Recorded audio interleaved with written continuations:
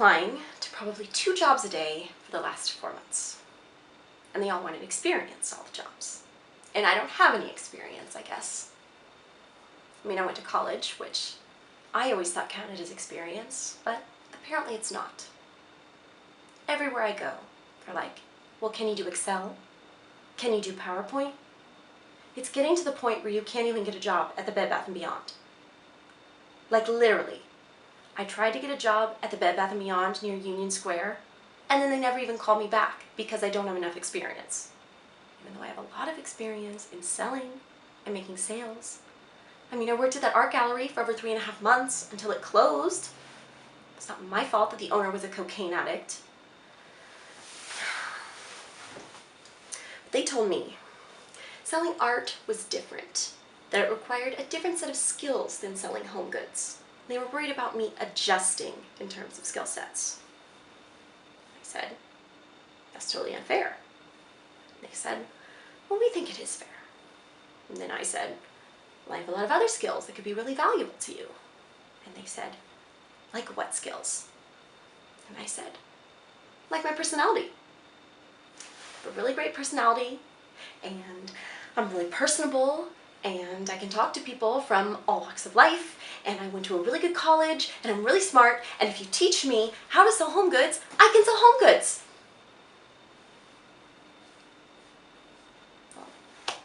And they said, we think you're wrong. So I said, well, I think you're totally wrong. Then they said, well, we think you're totally wrong, and we're the ones who get to decide. So yeah, don't call us, we'll call you. Hi, everyone. Okay, so I hope you like my new little setup here. I tried to make this a little cozy. You know, I didn't want to just have my couch and then this white wall in the background. It's not really fun. Not really me, and all the other YouTubers I watch usually have some sort of funky background, or, you know, like a plant that makes you feel really relaxed. And, you know, I added this candle to make us feel cozy. It's from not Bed Bath & Beyond, it's from Bath & Body Works. It smells like peppermint. And then of course I've got my clapboard here to bring us into the world of cinema. Cool.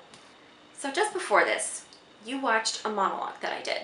So that was actually an assignment from my acting class, and I previously recorded it last week, and then I sent it to my acting teacher, and we watched it on Zoom with my acting class, and, you know, diagnosed some things. We talked about doing the rule of thirds and all that jazz, and he talked about some things that I could correct to redo the monologue. So I wanted to talk about, like, my process with it, what I did with the monologue to prepare it to be filmed, and basically what I did to get to the final take and get to the take that I used in this video.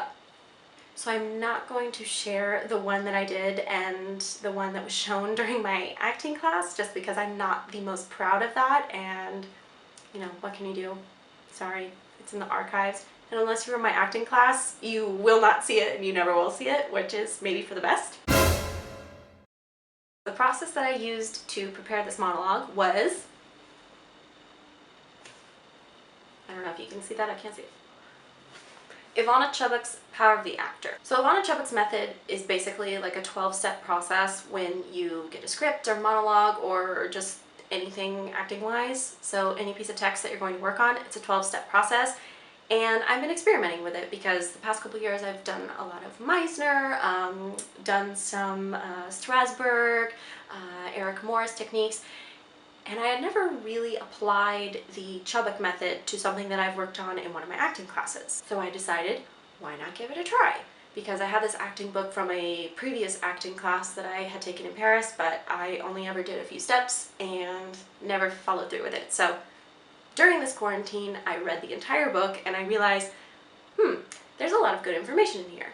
There's some things that I don't agree with, but overall, I think there's a lot of really useful techniques and exercises that you can do that are found in that book. Basically, I went through the 12-step process and applied it to my monologue. I did everything with it, and then when it came time to film, I just let it all go, which is also one of the steps in the 12-step method. And also, before I started filming, so I filmed this with my husband, like I film a lot of my monologues with him. So if I'm filming something, whether it be a self-tape, monologue, unless it's this, like doing my little YouTube thing, I need another person. I need to have someone that I can match their eyesight, and so I'm not just looking all over like, oh hey, here's my monologue. That looks so unnatural, it looks weird, and you can tell that you're not really looking at a person. Obviously, if you don't have anyone to film with, that happens sometimes. You know, if you get a late night call or you get a call in the middle of the day and someone says, hey, I need you to send a self-tape ASAP. I need it by 4 o'clock this afternoon. Okay, so in these emergency self-tape situations, I've had friends that have dropped everything and come to help me. So shout out to my friend Eleanor. She was a big help for me a couple months ago doing a self-tape. Sometimes those people just aren't available. So for me, that has happened where I haven't had anyone here, I haven't been able to get a hold of anyone, and I'm completely alone. I just use a fixed point and I just pretend that it's someone's eyes and I go with it from there. Before I did this monologue, I had my husband ask me a question. So we did it a couple different ways.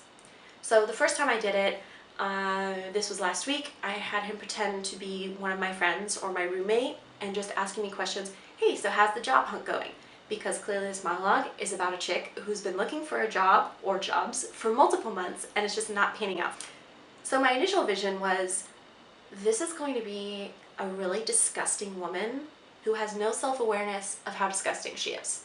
Since in the script it kind of just makes her seem like she's a little ditzy and lacks some self-awareness. But I wanted to play her being really disgusting. So one of the first takes I did, I was like, chewing on my nails and picking my nails with my teeth and just being really gross, but she, you know, didn't think anything of it. I ended up not being happy with that take, so we did it a few different ways. But either way, each time we did a take, I made him ask me a question. So as the roommate, he would ask, hey, so how's the job hunt going? Or what's new with you? And then I just sort of launch into this tirade monologue and basically pop off about my job hunt and how everything sucks and how nothing's working out for me. But this time when I filmed the monologue, so the takes that I took before the one that you saw, I changed up. I decided, okay, instead of being in my apartment, what if I made it a more professional setting?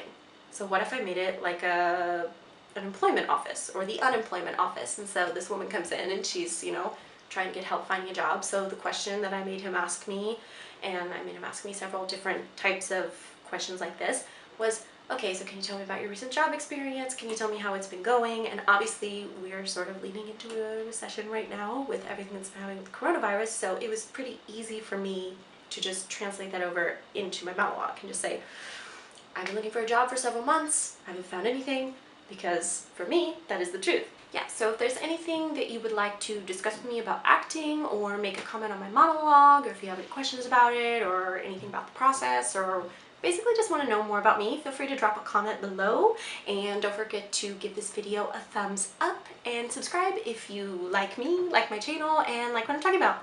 Thanks, bye!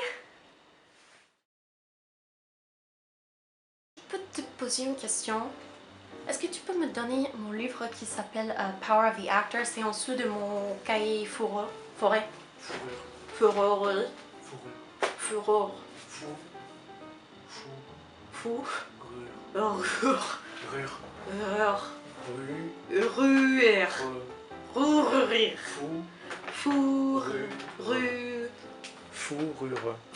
Fourrure. Non, fou. Fou. Rue. Rue. Re. Re. Fou. Fou. Rue. Rue. Re. Re. Fourrure. Fourrure. Fourrure. Fourrure. Fourrure.